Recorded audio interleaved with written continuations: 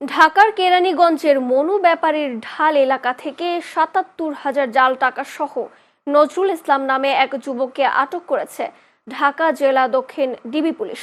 বৃহস্পতিবার সকালে কেরানীগঞ্জের কদমতলী এলাকায় ঢাকা জেলার অতিরিক্ত পুলিশ সুপার তরিকুল ইসলাম সাংবাদিক সম্মেলনে তিনি এই তথ্য জানান। তিনি জানান, গোপন সংবাদের ভিত্তিতে জাল টাকা লেনদেনের সন্ধান পেয়ে অভিযান পরিচালনা করা হয়।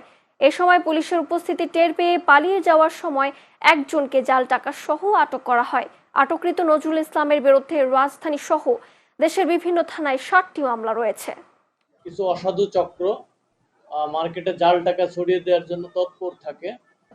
গতকাল 4:30-এর দিকে কেরানীগঞ্জ মডেল থানাধীন মনুমিয়ার ঢাল এলাকা থেকে অভিযান পরিচালনা করে নজরুল ইসলাম, যার বয়স 35, তাকে গ্রেপ্তার করা হয়। গ্রেপ্তারকালীন সময় তার কাছ থেকে ৭৫,০০০ টাকা জাল টাকা সহ তাকে গ্রেপ্তার করা হয়।